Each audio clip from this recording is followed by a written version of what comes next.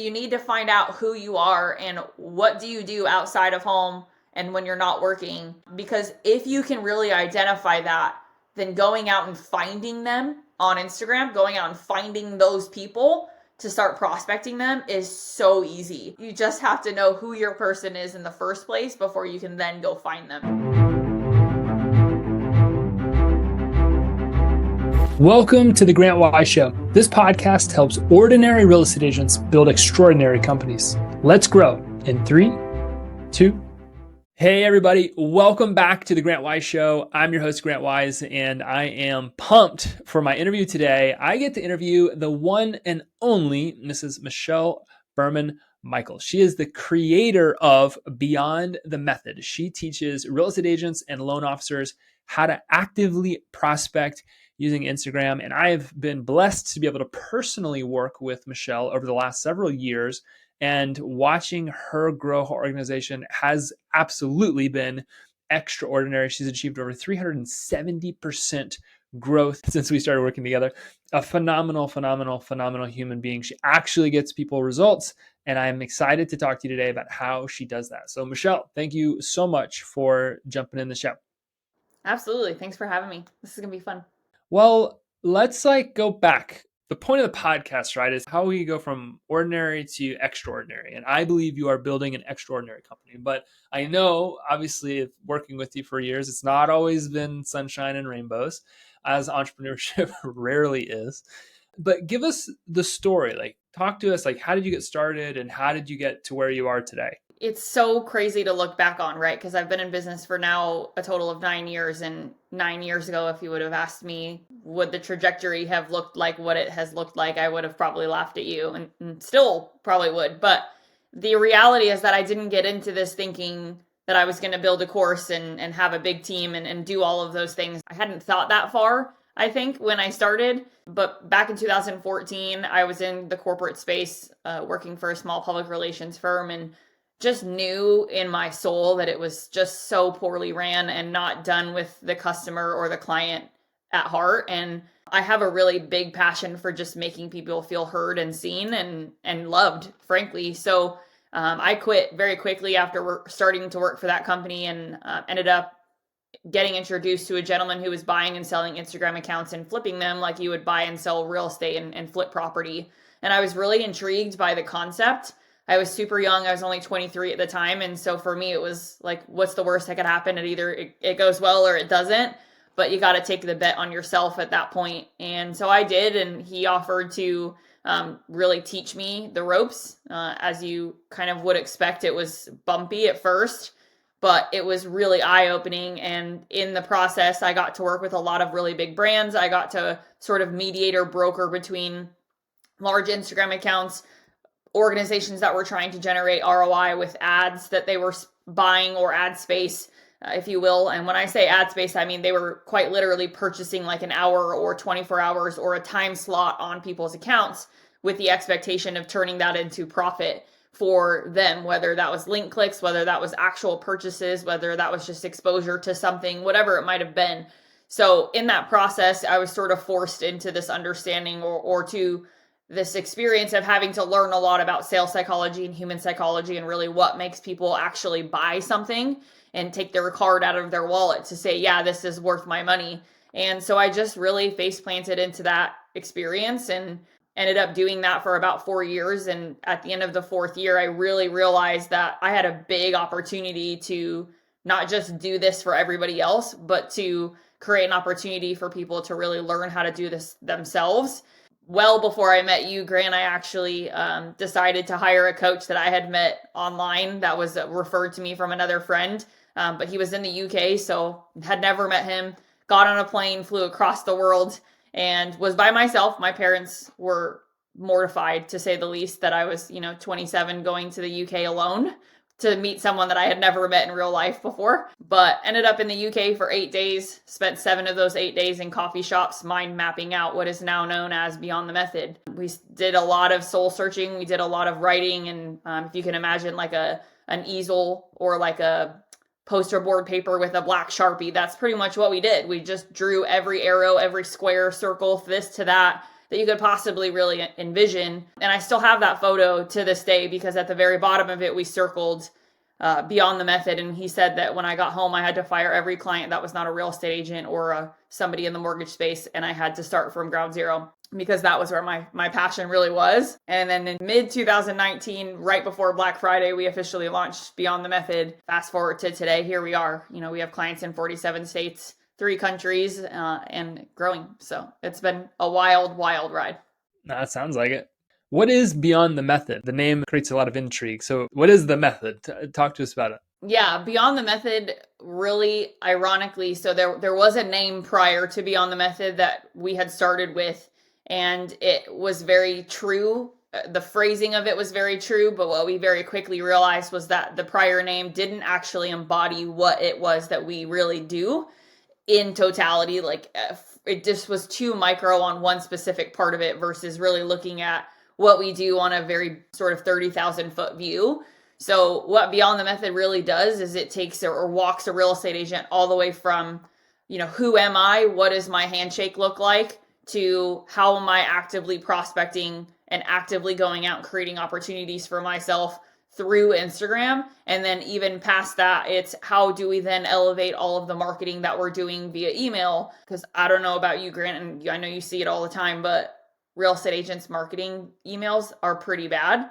They are the first to tell you that, like the ones that come out of their system that are automatic, or the one with the funny graphics or the dancing emote, like Gitmojis, whatever they're called, or our favorite stock images off of Google. They're really bad. So we spent a lot of time helping them elevate their content and elevate the way that they're prospecting on the platform, and then we totally bring it full circle with what are they doing via email and how can we then make the emails match the content that's being put out so that the brand is the same no matter where I consume you, right? Whether that is on Instagram directly, that's how I find you in the first place, whether I ended up on an email list of yours somehow because I met you at an open house or whatever it was, to I find you on YouTube, right? Like no matter where I consume you, the key is, are you the same human?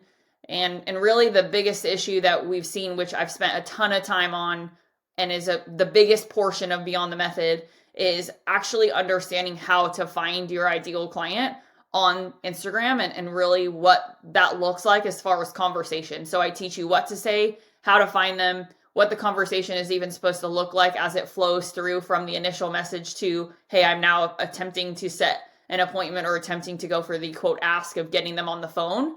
But the idea behind this as a whole is, can we ditch this really slimy feeling of cold calling and these sales calls where we get on the phone, we have no rapport with them, they don't know that we're calling, it's just sort of a really awkward conversation. Can we ditch that and can we make it so that when we do end up on the phone with them, it doesn't feel like that and the conversation is significantly more likely to turn into an active prospect that actually really wants to work with you because they're already qualified to be on the phone with you in the first place. I've heard you talk about there's active prospecting and then there's passive prospecting. Can you explain to somebody listening to this that's an agent? It's like, okay, well, how do I actively versus passively prospect on Instagram? Yeah, passively prospecting is very simple, right? So passive prospecting is just producing content and sort of being in a reactive space where we're just posting content consistently. Maybe we're showing up in stories all the time. And then we are responding to a message if we get one, or responding to a comment if we get one, but we're waiting for that to happen, right? So we're sitting back and waiting for the consumer to reach out to us directly, versus active prospecting is the opposite, right? So instead of waiting and being reactive and then responding when someone reaches out to us, we are actively going out and going to them first, right? We are trying to find them initially and initiating conversations on our own, because we know that they're probably an ideal client for us based off of area, location, interest, right? The connective pieces are a huge part of what we teach. So we basically build out how to find those people, where to find them in what categories, and then ultimately the act of actually going out and doing it, right? So the psychology behind what does that initial conversation need to look like to even get them to respond, all the way through getting them on the phone. If I'm an agent, I'm listening to this, I'm like, this sounds really interesting, but like, what if I don't have a lot of followers, or what if I don't get a lot of views on my videos, or how do I find these people? Can you break down what makes your process so unique and so effective? Yeah, so the number of followers, what your views look like on your account, like none of that matters when you are actively prospecting, right? So passive prospecting is the way I always really want to describe this to people is passive prospecting is this sort of evergreen approach, right? It's producing content that over the long haul will allow for you to build credibility or build brand awareness over a long sustained period of time. Passive prospecting is also really going to allow you to transcend anything that's going on in our world if you're consistent. So whether that's societal, economical, political, whatever, right? If you're passively prospecting really consistently, that's what is ultimately going to happen, right? Your brand is going to build credibility over a long period of time, but it really is a slow play. Those of us who have been in the business long enough know that in order to go generate business, we have to be actively going out and seeking it, not just waiting for it to come to us. So that's what active prospecting really is. To your point, like how do you find them? What does that mean? The daily act, my golden rule is what we call our 45-20 rule, where you're actively going out and creating 45 comments or executing 45 comments on people's content and sending 20 DMs per day, right? So that's Monday through Friday. Over the span of a week, that's 225 initial touch points that you're making or new touch points with new individuals that you're creating. So how do you find them? The answer is you have to ask yourself and really look internally and say, who am I as a real estate agent, right? Who am I outside of selling real estate or going and hosting an open house, right? Like what makes me a human being? Because if I'm not into golf, let's just say, which I'm not, my dad has been a golfer his whole life, I really could care less. I honestly never watch it. I never play it. I'm terrible at it. So for me to even have a conversation around golf, probably not going to happen. And if it does, it's going to not last long, right? But if you want to talk to me about CrossFit or ultra marathon running or being a mom or the list goes on, like coffee art is my favorite thing in the world. I have no idea why. Please don't ask me. I just really love it, right? Do you think coffee art? Coffee art, like when you go to the little hole in the wall coffee shops and they make like these crazy designs on top of your coffee with nothing but milk. It's wild, right? Interesting. So I just love it. I just think it's so unique and so cool. And it's a big reason why I'm a hole in the wall coffee shop kind of gal, right? But knowing all of those things about yourself and being able to quantify them, right? Making a list and writing that out. And then correlating that into where are you going on Instagram to prospect, right? Where are you spending your time executing these 45 comments and 20 story replies that you're doing on a daily basis. Just yesterday, I was doing this with someone and building out a tracker, right? And for her, one of the biggest things that she really spends a lot of time in or a lot of time doing is these kind of big box hotels. So she's in Santa Monica, which anybody who's in, Southern California, you know that like the very like retro, really cool kind of hot hotels have a lot of restaurants in them and people are literally living in them while they're trying to find houses that while they're in town, right? So she was saying, she's like, I go to all of them. Every single one of them has a Pilates studio in it, or every single one of them has a dry bar in it, or whatever, right? So for her, knowing that that's kind of a place that she really enjoys being, if she knows that that's also probably where her clients are because that's something that she enjoys and that makes it enjoyable for her to work with people like her,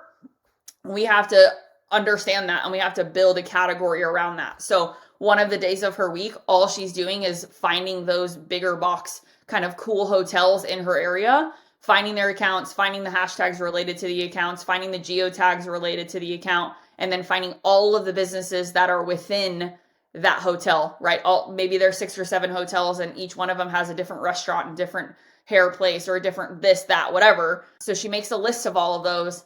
And let's just say she assigns that to Tuesday. On Tuesday, she's going to go out and execute 45 comments and 20 story replies across all of those different hotels, across all of those different hashtags related to the businesses in those hotels.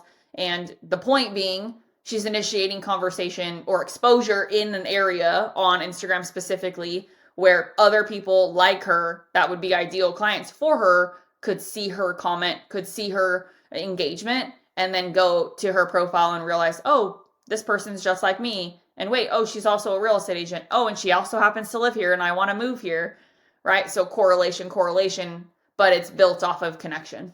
A lot of agents don't like talking about themselves. They don't like putting themselves out there personally. What you're saying is, no, in fact, like that's actually the thing that's going to help you have the most success socially. What do you say to people that maybe listening to this like, I just don't know if I want to put myself out there, and nobody cares about me, or I'm not that interesting. Like, how do we overcome ourselves here?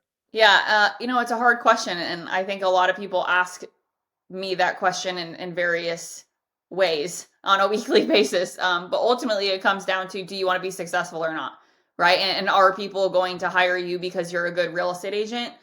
Maybe. But are they going to hire you because you're a really personable individual that makes them feel appreciated and seen and makes that individual feel like they can actually have a conversation with you and that they're supported throughout this journey of buying a property or selling a property? You betcha, right? So at the end of the day, you have to find your level of how far in are you willing to go based off of what you want out of it. That's what I'll tell people, right? Like, if you are uncomfortable talking about certain things, then maybe you find a boundary that you're willing to get to where you're not necessarily crossing that boundary, but at the same time, you're exposing a little bit of the personal side of what makes you you. I had a gentleman who's really into hunting. It's like a big part of his family. Every Thanksgiving they go out and it's like a big deal. And he's like, well, are people going to be turned off if I, have a dead animal on my Instagram account? And I'm like, well, if you feel uncomfortable with that, then maybe you take a picture of all of you guys out in front in your camo or in your gear getting ready to go. And maybe you leave the picture of the dead animal on the floor out of the carousel post. But at least that way you're sharing that this is part of who you are, but you're not getting to a point where you could or potentially could make someone feel uncomfortable. So finding a boundary is important. Politics is always one of those. Like, I personally just stay out of it. I think most people should, but some people don't. So if that's the case, then find your boundary. Yeah. I think what also, like, people, you've got to understand is that marketing, as much as you're attracting people to you, you are simultaneously pushing people away from you, no matter what. I think people always say, like, if you want everybody to like you, then go sell ice cream. And then I'm typically like, yeah, but some people are lactose intolerant. Like, so that's not actually true. It doesn't matter what you do, everybody perceives you based on their filter of the world. So even the person posting the hunting picture, like, some people are going to like that and some people are going to not. So I always tell people, like, if no matter what you do, some people will like it and some people won't, then you might as well just do what makes you happy. Because then at the end of the day, you're attracting people to work with you that are actually interested in what it is that you're doing. And we live in a society today where nobody's answering the phone. Nobody's, responding back to text message. There's new regulations coming out that seem like they're coming out that are even going to prevent it. So how do we create connection with people if we can't actually talk to them? And I think maybe agents are catching up to it, but we just live in a day where you're being socially stalked. People are building a relationship with you based off what you're putting out on social media. And then that's the thing that, as they're going through the discovery process, it's like, okay, I like this person. He's into the same things that I'm into. She's into the same things that I'm into. And so I feel comfortable talking to them about selling a house, because we also live in an age where the average lead is shared with 9+ realtors, meaning that you are instantly competing for attention. And so what wins? Like, how are we going to win the business? It's the relationship. Like, you've got to understand, you've got one unique fingerprint. You're the only one like you, and there's going to be people that like you and there's going to be people that don't. That's going to happen no matter what. No matter what. You could try to do everything perfectly and still some people will hate it and some people will not. So you might as well put the things out there that you actually want to talk about. I actually believe differently about the political thing. I do agree. I grew up, people said we should not talk about sex, politics, or religion. And now I get it. I'm like, oh, that makes sense, because it sets the world on fire. People go crazy about this stuff. But if you know that your audience loves Joe Biden, or your audience loves Donald Trump, you're creating connection with people whenever you put out content. And the best marketers know they're a customer. Like, they know them intuitively. They know what they're thinking about. They know what they like. They know what they don't like. So I'm of the belief, you put out what you want to put out, you're going to alienate your audience no matter what. Yeah. So you might as well attract people that actually like you for who you are, instead of having to fake what it is that you like, believe, or whatever, just to get paid. Yeah, and I think what ultimately this all boils down to is there conversation that you can be in with someone where you're on fire for that conversation? And what I mean by that is like, are you invested in it? Do you want to continue that conversation? Yeah. And that's the power of this, right? So if you're prospecting on Instagram and you're out there looking for people to potentially get business from or do business with, and you're trying to initiate all these conversations with them, but nobody's responding, right? Then in that case, you're probably not messaging them correctly, which is a whole nother part of this conversation. But secondly, if you are getting a bunch of responses, then how do you keep the conversations going, right? And in order to keep a conversation going, you have to find some way to stay connected and stay to you always say this, Grant, but like staying curious, right? Living in this land of curiosity and like asking a lot of questions. So when you're in conversation with someone and you're talking about something that you're really passionate about, of course it's easy to keep talking. You want to talk to me about CrossFit and ultramarathon running? Dude, let's go. You'll have to kick me off the phone or kick me out of the DMs, right? Because I could ask you 400,000 questions around all of that, right? And so it's easy for me to stay invested in the conversation. It's easy for me to want to continue that conversation because I love it, right? So why social media will work for you or how it will work for you is if you find out who you really are and are you willing to go to that place where you are being vulnerable and being authentic with someone, because that will attract, to your point, the right type of people to do business with you. And then are you willing to invest in the conversation? And the easiest way to confer or to ensure that you'll be invested in the conversation is to stay curious and be talking about things that you really like talking about in the first place. Yeah. I mean, I got a message just the other day after being on a podcast from a gentleman who said he heard that I had talked about the fact that my dad had non-Hodgkin's lymphoma, right? My dad's been in remission for 9 years, thank the Lord for that. But it was a really crappy time of my life where, there was a chance that my dad wasn't making it out of that and frankly shouldn't have, right? But me being able to talk through that on this podcast created a connection with this other agent who this agent was like, yeah, that actually happened to my dad. And I've been really looking for a coach for social media. And between you being vulnerable and also you being as passionate about what you are or about what you do as you are, like you're it. Like I've interviewed so many other people and they haven't been right. And I just know that you're it. Right. So this combination of like vulnerability mixed with passion injected into that is a really attractive resource or is a really attractive opportunity for others to feel connected to you and to decide that you're the right person. Well, I think what you're saying is so true because, I mean, we talk about this all the time. Like, you could go to your database today if you're an agent and you could send an email and say, hey, you all want to go look at houses this weekend? And you might get nothing. Like, you might get like one person, two people like, yeah, let's go look at houses. That sounds awesome. But if you liked hiking and you sent out an email that said, hey, we're organizing a community hike. There's going to be approximately a dozen to 2 dozen of us that are going to go hike Hobbs State. This is a park here locally. If you want to go, please text RSVP. We're going to have a great time. Bring your kids. It'll be fun. Like, you probably could get a dozen people in your database to go hike with you. And then what do you do on a hike? You spend an hour or 2 or 3 or 4 walking and talking. Do not think that what you do will come up eventually.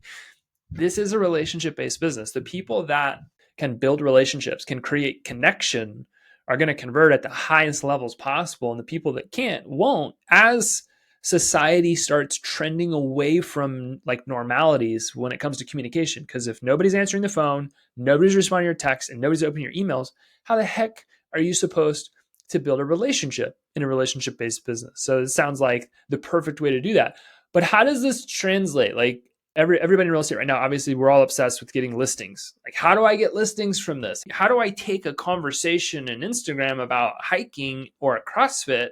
And how does that translate over into I'm listing these people's house or I'm going on a listing appointment? It comes down to your ability to move the meeting, right? And to tie business or tie the personal piece into the business piece. So there's a couple ways that I coach this or that I teach people how to do this, but ultimately, so the very initial message you send someone sets the stage or sets the tone for the conversation, right? So are you opening it in a form where you're honestly being very aware of what they posted, right? How many messages have you gotten, Grant? I'm sure every day, right? Where someone sends you a message and you're like, did you even read my profile? Did you even look at what you just commented on? Yeah. Like, no, you probably didn't.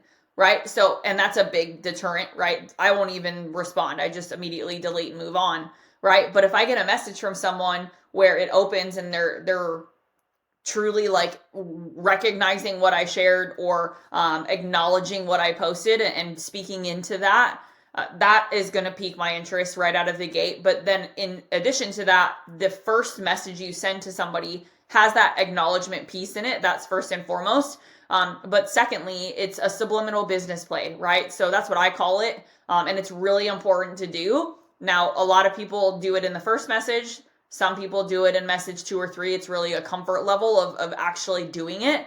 But for example, let's say you're commenting, if you're a real estate agent and you're commenting on a small business in your area that sells like coffee and tea, right? Like it's one of those cool like tea, like spice shops where you go and you can make your own tea, whatever, right? I just commented on one of these yesterday because I was trying to win a giveaway on Instagram. But let's just say that you do that. As a real estate agent, you're commenting on this small business's shop, right? The small business is obviously owned by somebody. Somebody's running that social media account, most likely the owner, right? Or somebody that is helping them. So you have to acknowledge the piece of content that they're sharing, and then you have to drop a subliminal business play. And for me, that would sound something like, this would make a great closing gift for my next client, or this would have been a great closing gift idea for one of my past clients who loves tea as much as I do, right? And then you end that initial message in the form of a question. And the point of that is to make sure that you set yourself up for them to respond. And what we've seen by sending an initial message with acknowledgement, subliminal business play, and a question, or ending in a question, is the response rate is dramatically higher. Like it's not even close to what if all you do is say, this is cute or this is awesome, right? Which is also a very popular response, like those 2-3 words response that we get. So the response rate is dramatically higher. In addition to that, the level of what someone is willing to respond with, right? So the length of response is also a lot higher. And then what we've noticed in addition to that is that if they respond, they are also more likely to continue the conversation with you in doing so, right? Meaning like if they respond and you go back and you respond with another question and you're living in that curiosity space, they're going to keep talking to you, right? So it's going to make it easier for when you do get to the bottom of like, call it 4 to 6 touch points. That's sort of what we say on average it takes. If you get to 6 touch points, meaning you've gone back and forth 6 times, you've already dropped the subliminal business play right at the very beginning. And in the meantime, between those 4 to 6 messages being exchanged, you guarantee they've already clicked on your profile and looked at it. They know who you are and what you do, right? So there's no question that you are a real estate agent. Maybe they're already starting to follow you because of the fact that they've now gone through this conversation with you. And so then what happens is you get to go for the ask. And in going for the ask, this is the most important piece to this, and this is sales psychology 101, is find and use the connection that you've built in how you ask for the appointment, or in how you ask for the phone call, right? Or in how you ask to meet them somewhere in real life, right? So if you and I have been talking about CrossFit, or if you and I have been talking about tea or whatever it is, you can say something around that in your ask. Hey, Michelle, I know it's been great chatting with you back and forth, but I would love to actually go grab a cup of tea at that place. I'm planning on going next week to get some Christmas presents. Are you around to meet me Wednesday morning for a quick cut? Question mark, right? And in doing so, they know who you are, right? They've already probably started following you. They already have seen your subliminal business play. Like they know what that conversation could most likely turn into. But the reality is that the percentage of people saying yes is going to be significantly higher if you focus on the connection in your ask. Definitely leaves no room for doubt, ultimately. I love it. That's some step-by-step advice. Like if you are listening to this, go back, rewind the podcast a couple of minutes and listen to that again and take notes, because I think she just laid out a framework for you to take random conversations you're having on Instagram and turn them into actual appointments about selling property. That's awesome. This isn't just theory. Like you're not just giving us good ideas. Like you have a lot of really specific and tactical information as a part of your overarching strategy. Like talk to us about some of the things that you've seen. I'm kind of putting you on the spot here, but I know that you've got the chops. Like you've actually helped people do this. This isn't theory. Like you've helped countless people take this exact framework and they've gone on to build really successful companies. Do you have a couple stories that come to mind for you of people that have actually done this and done it really successfully? Because if you're a realtor listening to this right now and you're in real estate, what you're having to do is you're having to really think about how you're going to spend your time, attention, energy, because the market's down at the time that we're recording this. I think it's like last stat I heard was 39%, somewhere in the 30th percentile. And so that means you have fewer resources in some cases, unless you've done a really good capitalizing your business for years and you're investing in your growth.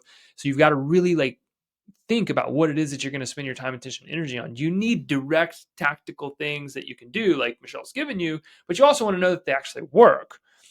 Talk to us about some of the stories that come to mind for you, that people that are actually having success doing this. What's happened for them? Yeah, so there's two that come to my mind on the real estate side, and I could go into the mortgage side, but I think I'll leave that out just for sake of conversation. The first one is probably my favorite story to tell, period, on this, as far as people who have been part of my organization. And it was one of the very first women to ever buy my course. This was back in early 2020. She bought it on Black Friday in 2019, but really didn't open it until after the start of the year. She paid into being part of our group coaching at the same time. So she was really accountable to her effort. But in the first year of being in Beyond the Method, she did 6 deals off of Instagram. I have a screenshot of it where she actually tagged me in a post on Facebook saying that she had just closed her 6th deal. And it's saved in my phone forever, because it was the very first client I had who was that successful that fast in the first year by doing it. Now, luckily, she was local, so her and I did get to spend a lot of time together. We met up for coffee. We worked on her tracker together, lots of things, right? But her name is Carla. So her first year, she did 6 deals off of Instagram. Her second year, she did 7.1 million in total volume off of Instagram. And then her third year, she completely stopped spending money on any form of lead gen other than her coaching with my program. She ended up starting her own podcast. She's now one of the most successful and top producing commercial real estate agents in all of Phoenix Metro. She works for the biggest commercial company there. And she, honestly, it's wild to watch, right? She now has her own podcast. She's been a raving fan of my company and my team and I for a very long time now. But that's somebody who was spending, and I actually interviewed her on my podcast as well. And she goes into all the details of what she was spending money on as far as lead gen and who she was paying and how much it cost, all of that. So that's a great episode for you guys to go listen to if you want to. But she was spending about $4,000 a month on leads from various different outlets, which was pretty common for most real estate agents at the time, or even still now. And she stopped spending all of it. So she generates 100% of her business off of Instagram and Facebook now solely, and through her podcast, right? So count referrals and all of that as kind of a separate category, but her new business or referral business through social, 100%. That's really powerful. I think if somebody's listening to this, well, 6 deals, maybe that's not a lot. But I think what you got to remember is that every deal you do is worth at least 2 more. Because if you are asking for referrals like you should be, every deal you do, every client you get is worth another couple deals, which is worth another couple deals, which is worth another couple deals. So your business can really snowball, which is what happens for most real estate agents. They do okay year 1, they do better year 2, they start to really get momentum years 3 and 5. And business can just explode. 6 deals can turn into 18 deals like that. Well, and if you think about, that was just off of Instagram, right? So that doesn't count all the other deals she was doing separate from that. Those were 6 deals that she was able to say, this 100% came from my Instagram. This came from DM conversations. This came from someone that called me and said, hey, I found you on Instagram. And she did a really good job of tracking that, which I think is half the battle. But she was really excited about it. And she met me in a class I taught in real life, which I don't really teach in real life classes anymore. 95% of it is virtual for sake of opportunity, really. But she met me at a class in real life and decided, I'm going to try this. She had no social presence whatsoever. She had an Instagram account with a picture of her fat orange cat and maybe one of her family, and that was it. And so you're going from someone who was already doing a decent amount of business in the first place to she's now creating an additional pillar to what she's doing. And so to go from absolutely 0 to 6 deals off of one platform in 12-month span, I couldn't be more proud of that. Her initial investment was so minor compared to what that turned out to be for her. And the fact that it was able to correlate into, she's now started her own podcast, which I've helped her do. And it's been really fun to watch like what the evolution of her business really has looked like over the years, solely because she just took the 45-20 rule and she straight ran with it. Forgive me, I didn't ask this question, and I probably should have, but we didn't even talk about creating content. Like, we didn't talk that much at all. What I'm taking from this conversation is, like, you don't have to be this content machine, like pumping out content like crazy to have success on Instagram, which I think is what a lot of people believe. I really, really want to debunk that. And I feel like I've spent a lot of the last 12 months of speaking and webinars and all the things that I've done in the last year to really stake to the fact that, is content important? Yes. I don't want to detract from like the fact that you have to be visible and you have to be present and you have to be sharing information, but it's not the end all be all, right? Because if you have the best, most perfectly edited videos, but the content of the video is subpar because you're not actually talking about something granular enough for someone to care or to connect with, then it's null and void, right? I talked to somebody on the phone and she's like, I spend $2,500 a month on video production and I produce 3 videos a month. And I'm like, what? It's such a misuse of money, right? In my opinion. And that's my professional opinion. If someone's listening to this, they want to throw tomatoes at me, please do. But it's just such a waste of money when, if you think about that, the video content is important, right? Sharing content and being visible, letting people hear your voice, letting people hear the passion you have for what you do, see your mannerisms, all of those things. That's human psychology, right? And that's important. That matters. But what really matters and what is ultimately going to move the needle in your business is, are you having enough conversations with people to generate business? Right? And you say it to me all the time, Grant, like, do you have an at-bat today? Like, how many at-bats have you had this week, right? That's what ultimately needs to happen. And that's what I think people are missing, right? Because if producing content and sharing content is your only goal, you're living in a very passive place, right? You're living in this, I'm going to produce and just kind of hope and pray, throw it all out there and hope that somebody reaches out. But why can't we combine that with active prospecting and spend more time on actively prospecting and maybe less time on content production, right? And I probably produce 10 to 15 pieces of content on Instagram that cross promotes between Instagram and Facebook per month. I post a YouTube video every week from our podcast, right? But I am in my DMs constantly, all day, every day, Monday through Friday, right? So I'm having conversations with people nonstop. And I don't think that my business would be where it is today if it weren't for the fact that I was willing to spend time in relationship, in conversation with people, because that ultimately has made all the difference in the world. I can't tell you how many people will reach out to me and say, I can't believe I actually was talking to you, and messages like, what? That's crazy, right? I didn't think you would be the one calling me, right? And that ties into connection and being willing to have a conversation with someone that needs to be heard and needs to feel like they have a place to share is ultimately going to get you really far. Like, you have no idea how many people are following you right now that are probably waiting for you to reach out to them and you just haven't.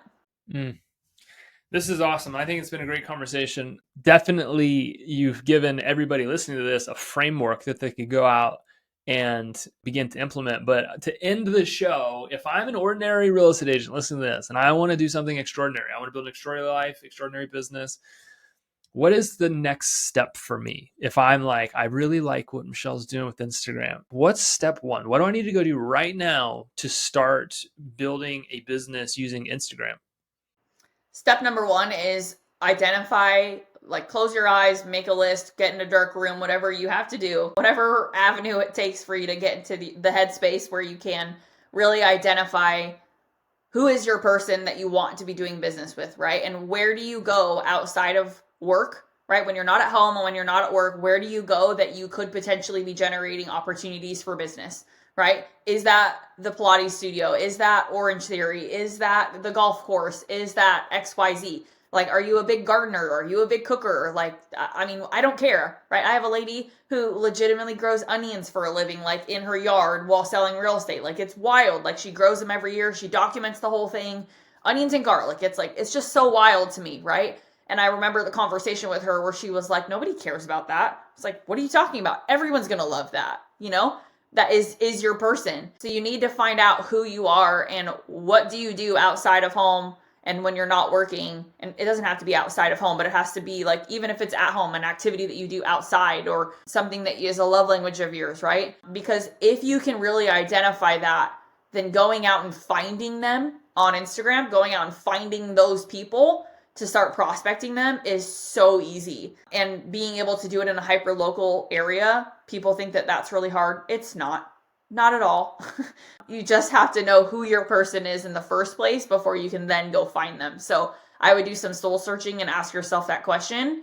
And don't be afraid to lean into something that you might think is silly, because it's not. And there are going to be other people that you can go find in those categories. I love the advice. It's extremely practical. You could go buy 1,000 marketing books from all over the world. And one of the very first things that all of those books is going to tell you to do is to know who you are marketing to. So thanks for giving us the roadmap here. And again, thanks for the conversation. Obviously, I've worked with you for quite some time.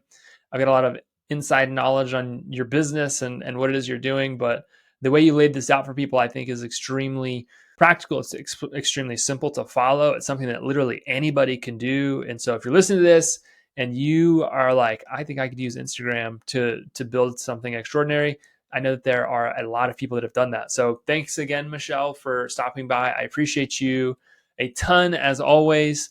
I'm grateful I get to work with you so consistently, and just grateful that you can make time to stop by the show. Absolutely. Thanks for having me. I appreciate you. Awesome. And I appreciate you. If you're listening to this, thank you for continuing to listen to The Grant Wise Show. We'll see you on the next episode. Do not forget to like, subscribe, comment, share. Send me a DM on Instagram of your favorite clip from this show. And I know Michelle would be glad to communicate with you the same way. I'll make sure that we link up all the ways you can connect with Michelle in the show notes. And we'll see you on the next episode. Peace. Thanks for listening to this episode of The Grant Wise Show. Please don't forget to subscribe to this channel, leave us a review, and we'll see you on the next episode. Thanks.